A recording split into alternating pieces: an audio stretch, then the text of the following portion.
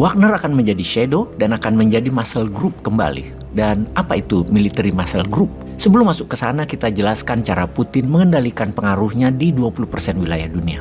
Putin adalah pemimpin perang yang brilian.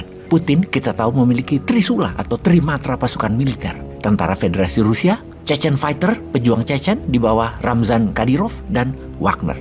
Juga punya 3 matra diplomatik politik. Selain Rusia sendiri yang mempunyai hak veto di PBB, ada Belarus dan Tiongkok. Kita ke Wagner sekarang. Menjelaskan Wagner memang rumit. Wagner Group bukan hanya PMC atau Private Military Company, atau juga bukan seperti defense contractor seperti Northrop Grumman dan Lockheed Martin. Juga bukan seperti Triple Canopy yang merupakan private security company seperti Satpam, namun mempunyai senjata dan pelindung, arm and armor, yang mampu menyerang sebuah wilayah. Triple Canopy dibentuk oleh veteran tentara pasukan khususnya Amerika, termasuk veteran Delta Force, Rangers, dan SEALs. Wagner berbeda. Wagner saat ini memiliki kurang lebih 50 ribuan tentara, di mana yang 25 ribuan diperbantukan di Ukraina, yang sekarang sedang dirapihkan di Belarusia, atau masuk menjadi tentara resmi Rusia. Di Suriah ada 5.000 orang, di Transnistria ada 500 personel. Transnistria adalah wilayah di perbatasan Moldova dan Ukraina. Di Afrika ada 5.000 sampai 10.000 tentara Wagner, seperti misalnya di Burkina Faso, Mali, dan Republik Afrika Tengah. Juga melatih pasukan elit di beberapa negara Afrika, juga di negara Amerika Latin, dengan markas di luar Saint Petersburg ada di Argentina. Jadi makhluk apa Wagner Group ini?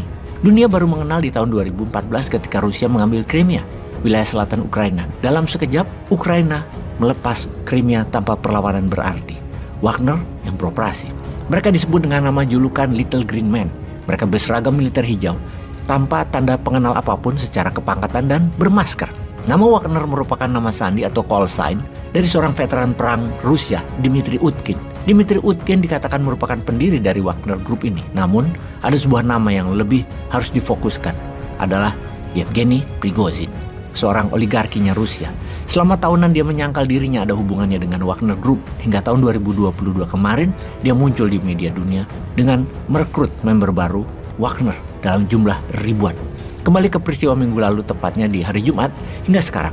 Kita harus perhatikan kata-kata Putin kemarin yang dengan jelas mengatakan bahwa pejuang Wagner adalah patriot. Dilanjutkan dengan pernyataan dari Menteri Luar Negeri Rusia kemarin, Sergei Lavrov, yang memberikan pernyataan resmi bahwa Wagner di Afrika dan seluruh dunia masih berbisnis seperti biasa. Kantor Wagner masih beroperasi seperti biasa, masih menjalankan kontraknya dengan Menteri Pertahanan.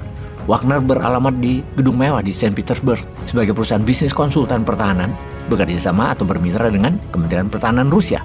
Sahabat bisa artikan sendiri berita ini, yang sangat berbeda dengan berita dari media barat yang menekankan kata traitor pada Wagner. Itu berita drama, bukan analisis pertahanan yang tidak terkecoh dengan berita-berita media di permukaan.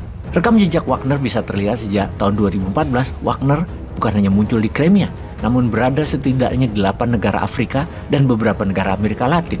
Seperti di Venezuela tahun 2019 untuk melindungi Presiden Venezuela Nicolas Maduro.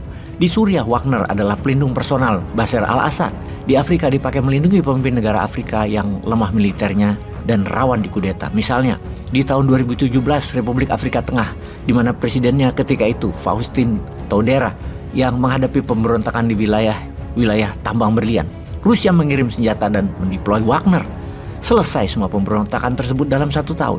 Yang ditarget Wagner dalam kompensasinya adalah kekayaan alam wilayah negara yang dijaganya tersebut sebagai balasan perlindungan yang diberikan atau sebagai bagian dari operasi militer terselubung pemimpin negara tersebut. Tambang berlian, tambang minyak, sumber daya alam lainnya adalah yang dicari Wagner. Itulah bisnis modelnya Wagner, menukar perlindungan militer dengan sumber daya alam. Wagner dikatakan sebagai muscle group karena bukan hanya tukang gebuk saja, namun merupakan entitas bisnis yang sangat menguntungkan bagi Rusia. Sepertinya memiliki shadow army begini penting juga buat bernegara ya. Sementara Tiongkok sudah punya, ada tuh bukunya, China Private Army, Protecting the New Silk Road. Pelajari aja buat Indonesia berdaulat. Peace.